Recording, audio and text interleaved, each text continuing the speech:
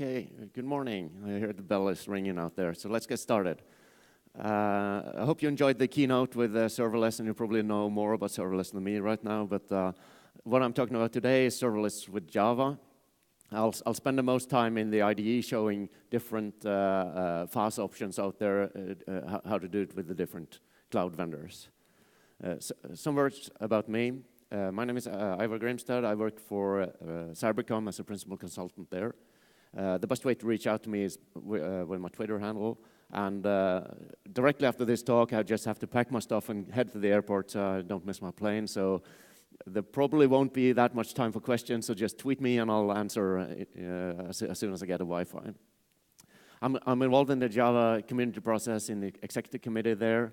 I'm also involved in Jakarta EE to move Java Enterprise over there. To the Enclave Foundation. I'm an Apache NetBeans member. I run a local Java user group in Malmö. I'm a Java champion and an Oracle Groundbreaker ambassador. Usually my talks are about Jakarta EE or microprofile. Today it's about something else. But if you have questions or are interested about Jakarta EE or microprofile, just please reach out. So what I'll do is to do a very quick introduction to serverless.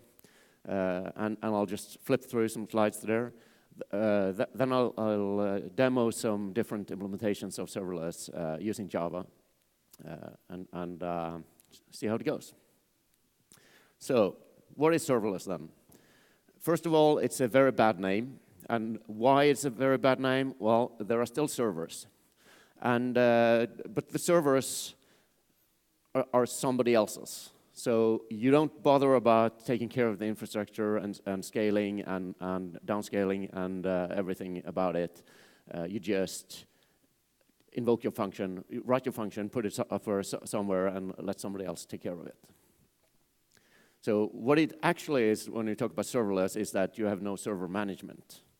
So you can just focus on building your applications, building your functions. And it scales automatically, so from 0 to everything, you don't have to think about it because it's there. It's kind of in the concept.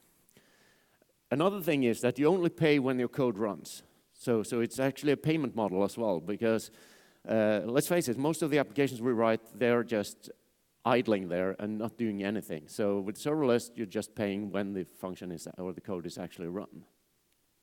And that means it runs in response to events. And these events can be triggered by timers, or it can be HTTP, or it can be events from some other event systems or anything. But it's kind of an event in the system, something triggers and runs a function, and afterwards it just shuts down and you don't pay for it. It's open and familiar in the sense that there aren't any new languages. So of course, you can invent something new or use a new language or something, but most providers provide a wide variety of languages. So you can stick with your familiar language and write your functions in that. And I'll show some of the list of languages for the different options out there. Another thing serverless is known for is functions as a service or cloud functions. So these are just other names of more or less the same thing. And you've probably seen this pyramid before, that if you start with the infrastructure layer or infrastructure as a service, typically if you have an EC2 instance on AWS, for example. And on top of that, you can have the platform services or a platform as a service, think like Google App Engine, for example.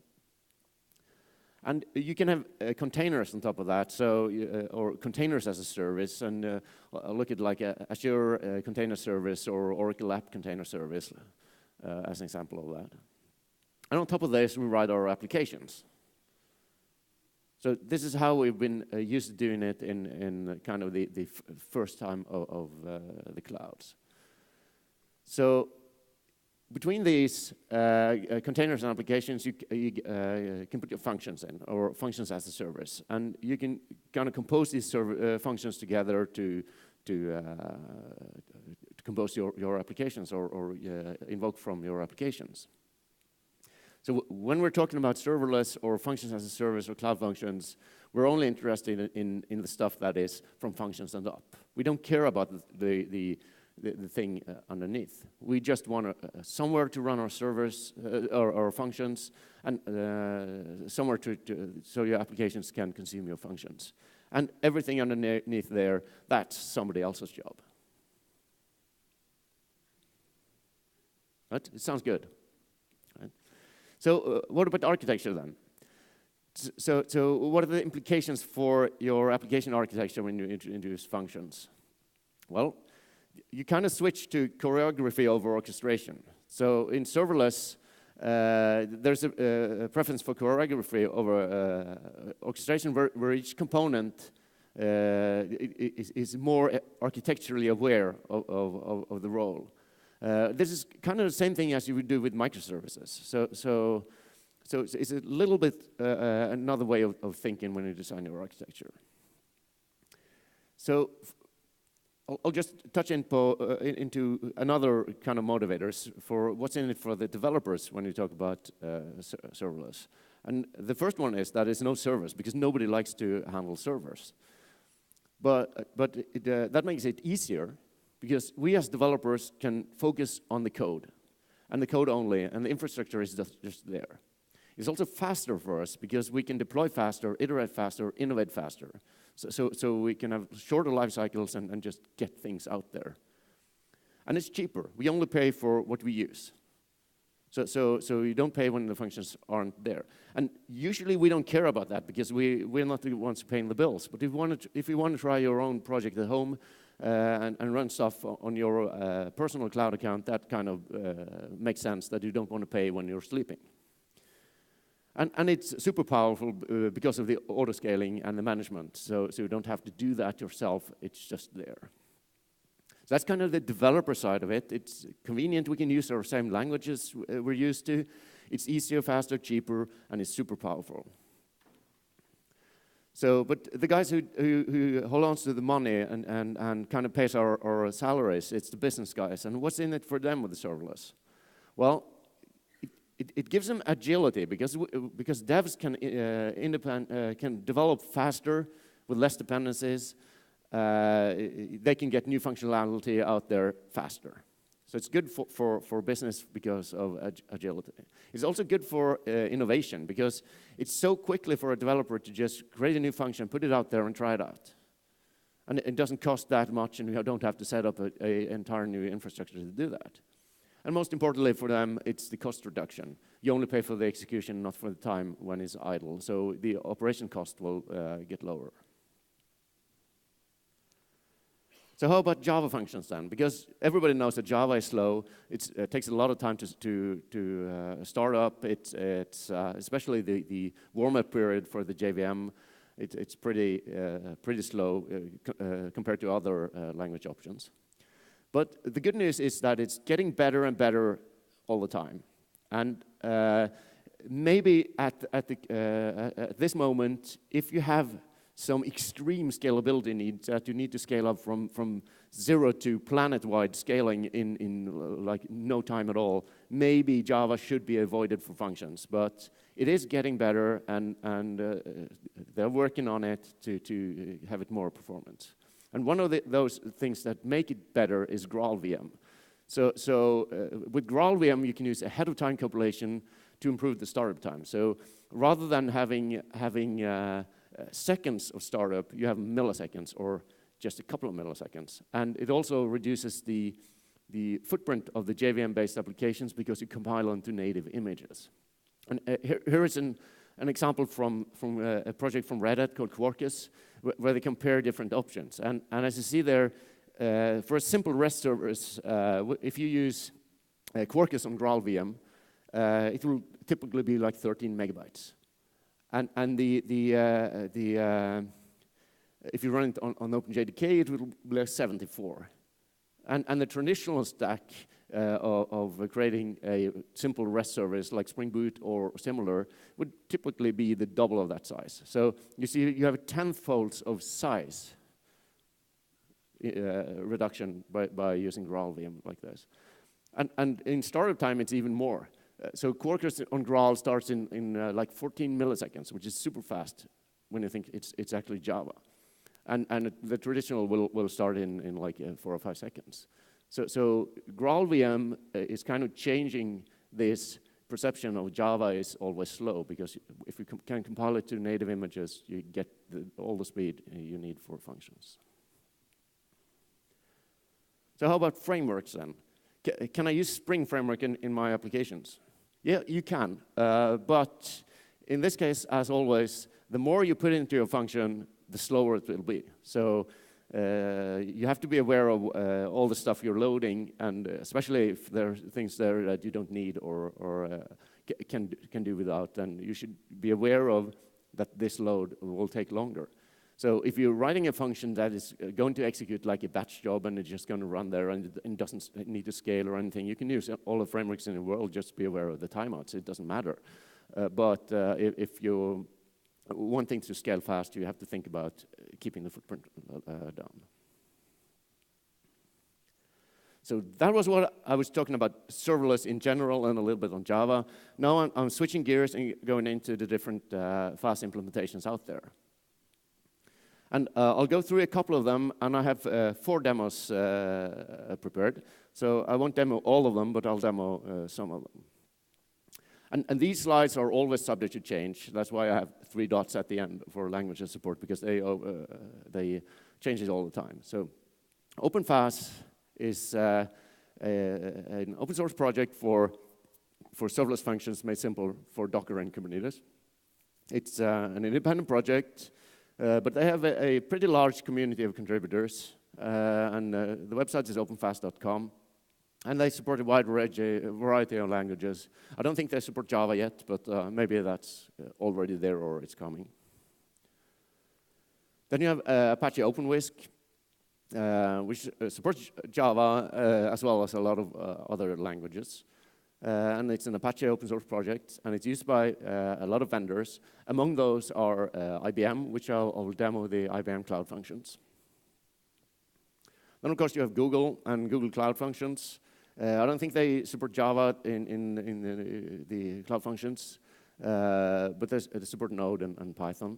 What Google also supports is the Knative, and that supports, of course, supports Java, because this is based on Docker and Kubernetes, so it's just functions running on top of Kubernetes. So this is a super cool project. You should have a look at it if you have time for it.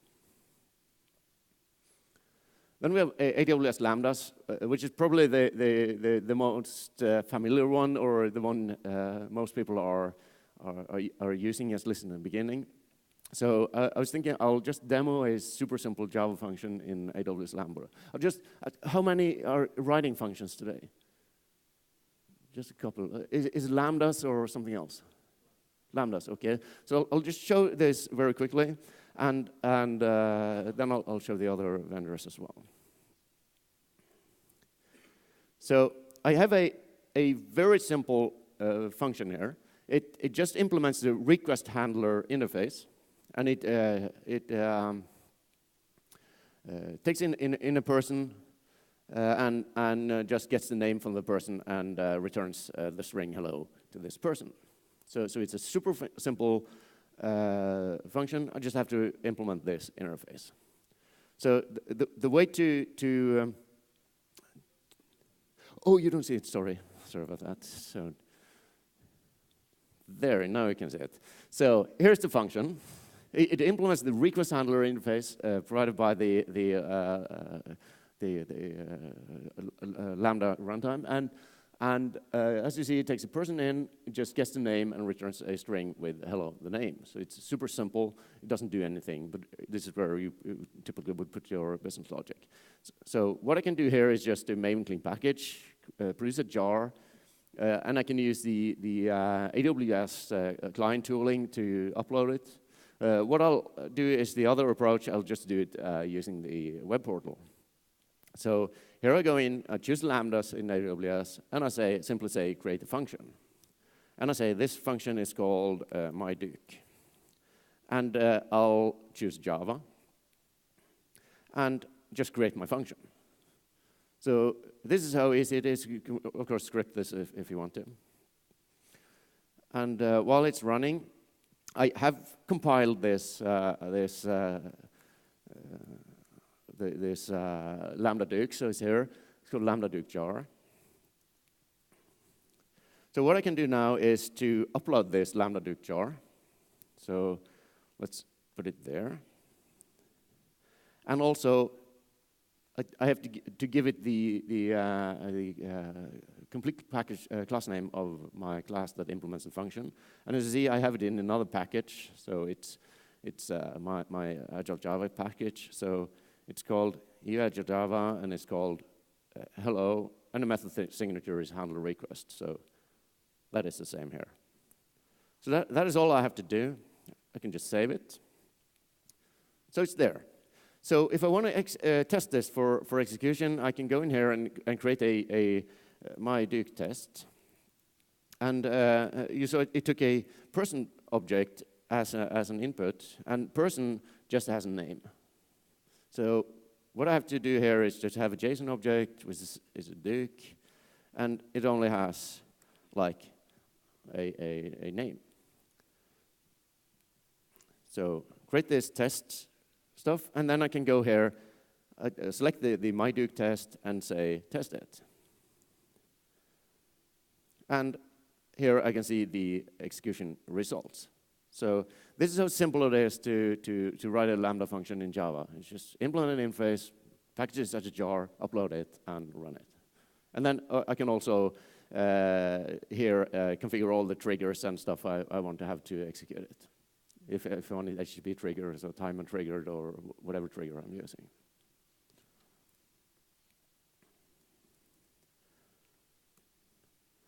So the next old demo is IBM Cloud Functions.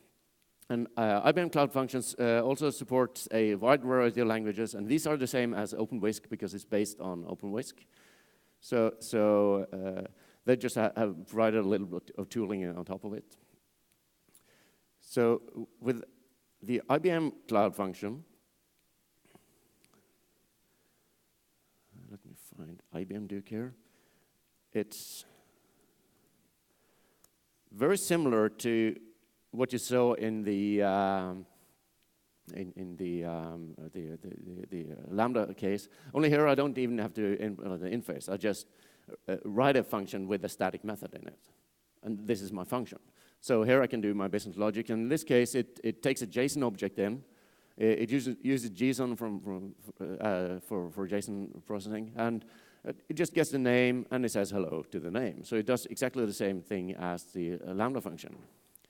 Now, for the IBM case, I actually don't have my account at IBM doesn't allow me to run functions, so I have to run it locally. But it will be the same thing if you do it on IBM Cloud. So what IBM provides for us is a IBM Cloud tooling. So I can say IBM Cloud FN, and then I have to cheat a little bit. Just bear with me. I'll just get my README file here. So what I first do is just I make a clean package to create my jar. And then I say IBM Cloud FN action create a hello Java function. And then I point to the jar file and I say this is the main function. So you see it's exactly the same thing as I did with AWS. Just there I used the web interface. I have to upload the jar, give it the signature to the method, say where the function is, and just create it. So let's do that. So I've created it here, and then I can cloud FN list. I can list my functions, and here I have a couple of functions there. I have hello Java, which I just created. I have the demo Java and Dukes Java. But in this case, I'll use the one I created now, and I can use the IBM tooling to test it. So what I'm saying here is just IBM Cloud action invoke, and I say I just want the result out. Call the hello Java function and give it a param name, and I'll give it Kiev. So you see, it executes pretty quickly, and every time I execute it, it will actually be quicker. So this is how easy it is to write it in the IBM Cloud Functions.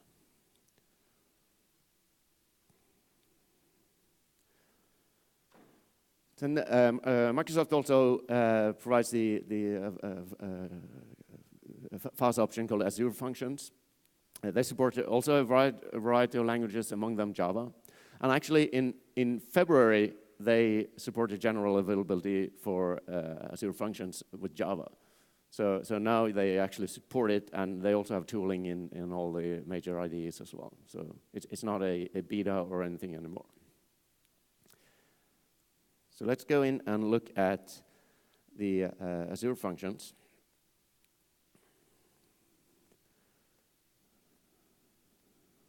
Let's see here. So the function here is a little bit more verbose than with AWS and IBM. And here you can annotate your function with the properties of your function. So in this case, I've said that hey, this is a function. It's going to be called Duke's function. It's going to be triggered by HTTP, get and post, or all allowed. And what I'm doing here is to get the name from the request URL and just write it hi or hello to that name. So it does the same thing, but I have to annotate it with a little function stuff to get it to work in Azure. And what Microsoft has provided is some Maven tooling for this. So here I can say Maven, what's the command? I'll just have to cheat a little bit again. So you just build it, and then I can say, to run it locally, I just say Maven Azure Functions run. So then I run the function locally on my computer, and we can see what it does.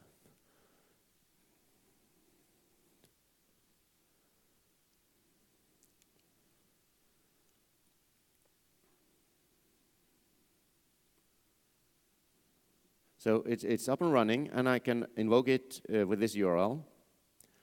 And as you see, it says you have to have a name in the request body, and that is what I did in the code. I said, please provide a name string in the request body.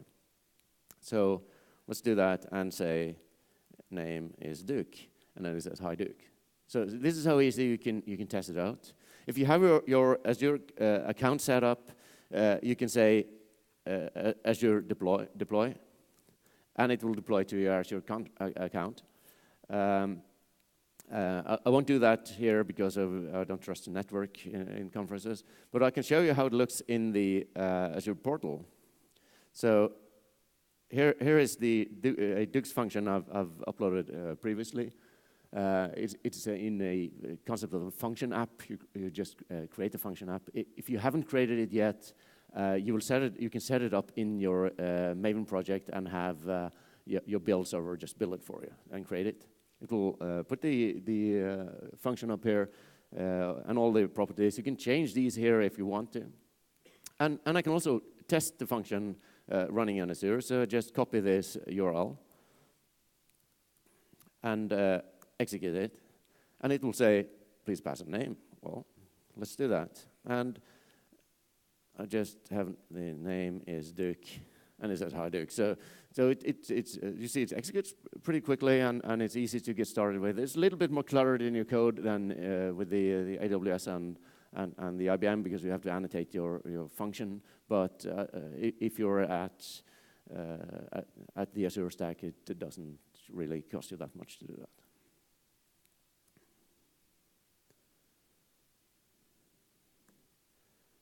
So the next one I'm going to demo is the FN project. And FN project supports a wide variety of languages as well, among them Java. And FN project is backed by Oracle. So in this case, I'll demo FN running locally on my computer, and I'll also demo how you can do it on the Oracle Cloud.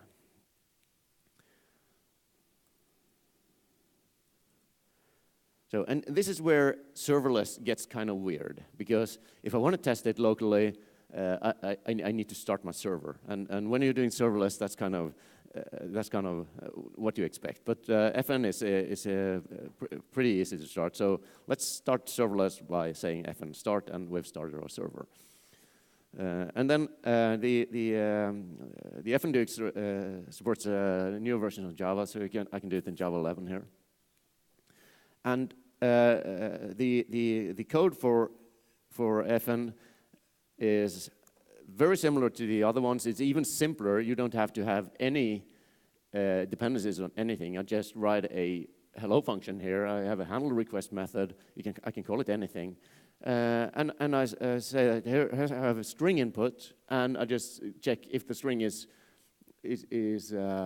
there. I'll use it, or otherwise I'll get it from the environment properties. So if it's a null input, I'll just use a configured name. So I can configure it with environment properties. Otherwise, it will just print null if I don't have any stuff there. What you do with the FN is the POM file is just Maven compile. But what you also do is you have a YAML file to describe the function. And here is where you give it the method signature. So it's kind of the same configuration you would use in the other cloud providers. I just say that, hey, this is how I want to trigger it, and I want to have a HTTP trigger. And every time I build it, it will bump the version number. So if I write fn build here, it will build my image. And if I do a change here and say, hey, this is going to say hello, or hi, rather than hello, if I build it again, it will bump the version up to 53, I think. So, but when it's built, I can now, since I'm running locally, I just say fn deploy.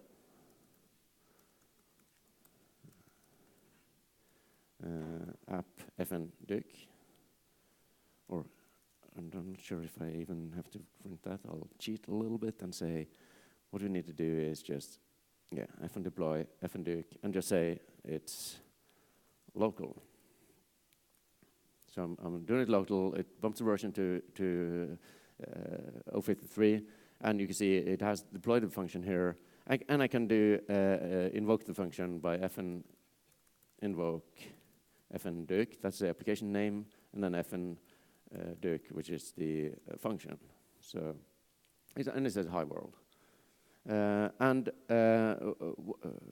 What I also can do here is to invoke it over HTTP. It's running a local host, and it's called the fn duc, that's the application name, and it has the fn duc trigger, which is the one I specified in the descriptor file. So if I just run HTTP, it will also say hi world. So say that if I want to run this on Oracle Cloud, for example, then I just have to set up my context so it doesn't deploy to my local server, but deploys to the cloud server. So the way I do this is to use the concept in FN called context list. Context list. So okay, I can't remember how it was. Let me just do my cheat sheet here. So what I can say is I want to use the FN OCI context, which is a context I set up here. Use context FN OCI, and also have to make sure that I log into my Docker repository, because FN is based on Docker, so it creates a Docker image that it uploads. So I have to log into the Docker registry, which is running on the cloud system. So I just have to log in with my username, like that. There you go. Okay, sorry. It's me being stupid here. Oh, crap. I can't get out of that. Let's take it here. It's Docker login. Docker login phx.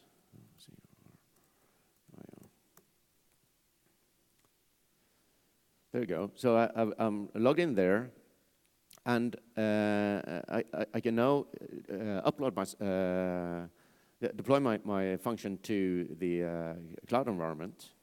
I already have it running there, so if I just use fn invoke and say it's called function duke, it is not running on my local server. I can actually stop this one, so you'll see that it's actually running up there. And while it says hello world there, I can look at it in the Oracle Cloud function console. Just have to log in. And I'll also show how you can configure functions very easily. So it's there, the functions. So here also you have the concept of function applications where you put your functions, and here is the fnduke function. So what I can do here is to install the new one I just created. So then I'll just have to say, let me see, fn deploy app function duke. There you go. So then it will take. That's because I'm not there. So it will take function duke and push it up to the Docker registry. I see that it's pushing it to my local, so it probably won't work. But okay, Docker login. Okay. Let me just pause there and say, let's invoke, let's rather configure it, so I don't spend time on this. What I can do is to use a tooling provided by Oracle called OCI curl to run it, and I can also invoke it using as I showed, the fn invoke stuff. If I want to configure this function, and you can see here that I've configured it with the name is world. So if I remove this configuration from the function and I now invoke it as I did, it will now print hello null because it doesn't have any parameters in and it's not configured. So it says hello null. So if I want to configure this one, I can say fn config function duke, fn duke, which is the function name. This is the app and the name, and then I say name is give. So if I now invoke this function by saying invoke fnduke, it will use the property I've configured it with. And it says hello keep. So it's very simple to use all these tooling around it, and just have to get it set up correctly. And what I also can do is to call it from Java. So I have a very simple Java project here. So I can actually invoke it from using this simple Java program. So I just have to set some environment settings, which it's more or less just where is my stuff running, and some keys to do the signing of the request. And I can just say java-jar and run it, and it should say hello key. So I can use it programmatically from Java. I can use the fn tooling. I can use HTTP request. I can curl to it. I can play around with it anytime, any way I want. It's just defined in a function YAML file, and it's the code is super simple. It's just like you would expect it to be.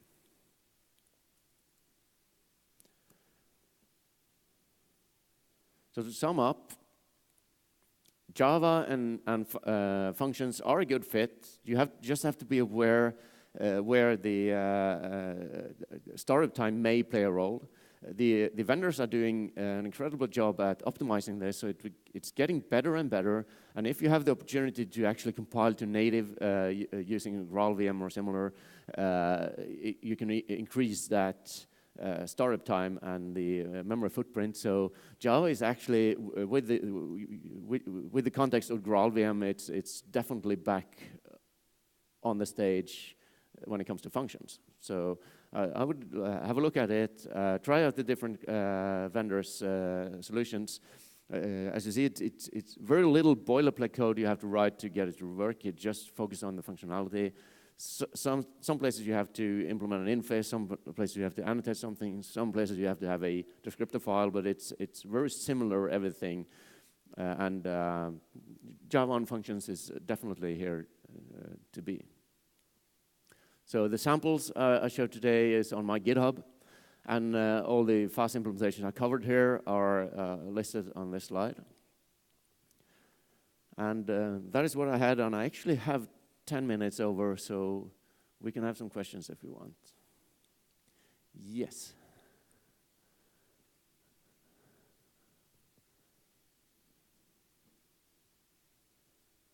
Thanks for your talk. So, a lot of years, main idea of Java was write once, run everywhere. But now we can see that if I write Lambda function, for example, for Amazon, I can run it on another function runtime providers, because each of them has each own API. So how do you think maybe it would be better to have a unique API for that, or at least use maybe G2E, maybe part of G2E, for example, JAX-RS? That is an excellent comment, and you speak right to my heart. Yes, that would be awesome. Right now we have this kind of vendor lock-in way of doing it. You can get around it a little bit by just writing your business logic functionality in a jar, a separate dependency, which you just include in your function, and your function just calls your jar. So you can actually, the proprietary part of the function is just one line of code. You can more or less do that to get around it, but yes, you have to compile it for, or build it for each system, and that is in the case that if your company has chosen Microsoft as a vendor, then it's probably not a problem. But if you're in a way where you have to want to have functions that you want to move around to different vendors, then yes, it is a problem, and I would like to see a standard. Yes, that's a good question. And if you want to contribute, then join the Jakarta and we'll figure it out. Thanks.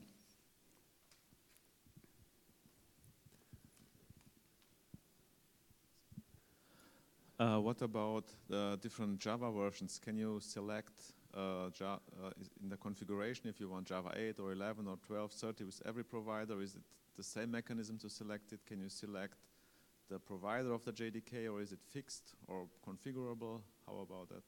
Okay, that varies a little bit from vendor to vendor. At build time, when you build it, you just have to make sure you're using the same version that they support. If they have an option where you can choose which version of Java you want to run your functions on, I'm not sure. I would guess that Amazon is running Corrado, and they probably should do. What Microsoft is doing is, I don't know, is probably OpenJDK, some version of it. I'm not sure. Probably. Yes, you can choose if you're running 8 or 11, but it depends on who supports it. Like Oracle with the FM project, they support Java 11 or even 12, I think. On Azure, I think it's 8 still, and on Amazon it's 8. But I'm pretty sure they're on 11 just around the corner. Okay, thanks.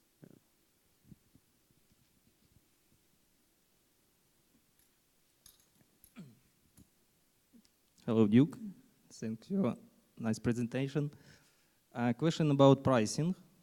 For example, I deploy your application Hello Duke on AWS,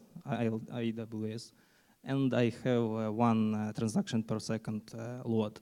Yeah. So how much I will pay per month? Okay, I don't approximately. Know. I'm not sure actually. You have to look at the pricing. They change all the time. And I don't know whether Azure is cheaper than Amazon or how they're priced, but I don't know. You have to just look at how they price it. It's different. It's cheaper than deploy application, deploy function than deploy application. Yes, that will be it. Yeah, definitely. Okay, thanks. And what about connection to database? Can we use it for that kind of stuff? Yes, you can connect to a database. It's just a Java program as any program, and you just have to set up, if there are some firewalls or some networking setup, you have to configure it. That depends on the cloud vendor, but yes, you can call a database if you want.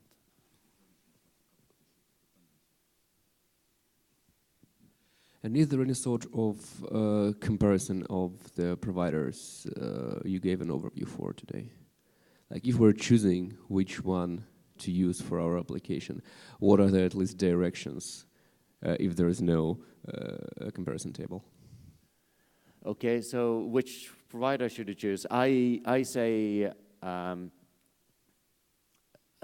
it depends on the rest of your infrastructure. If you have a lot of things on Azure, then go with them. If you're on Amazon, go with them. If you're using something else, go with them. So, and it also depends on what your developers like. If FN project is something that you really like, then of course you can install FN on any cloud provider. It's just an open source project, or you can go with Oracle Cloud if you're an Oracle customer. So it depends on who your organization has agreements with.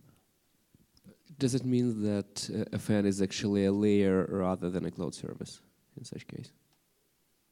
Is that you can install FN at any cloud provider?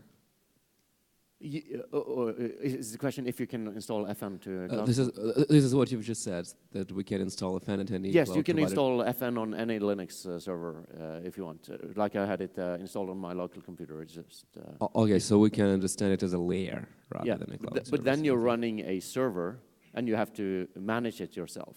So then you won't get the pricing benefits of it shutting down when you're not using it. Then you will be paying for that Linux instance all the time it's running. Okay, I got you. Thank you. I mean, still, it seems that we may need a comparison. Like, if we're starting from the very beginning, if we're starting from scratch with no existing infrastructure, like in classic development, we know that, well, okay, if we are regulated, if we're a financial institution, no open source, then we go with GE, for example, now Jakarta. If we're a microservice-based startup, most likely Spring Boot. So, are there any principles like that? Any comparison tables? Yep. No, I think those who start writing a comparison table figure out that as soon as you have finished the table, you have to update it again because it's changing all the time. So it's hard. I think you have to do that work and that investment to evaluate which am I going to. And they are so similar, so it won't really affect your developers. Okay, thank you.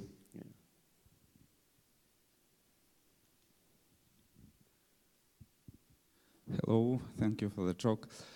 Can you say a few words regarding stability of the FN project, perhaps based on your own experience? Is it good for mission-critical things or only for internal projects?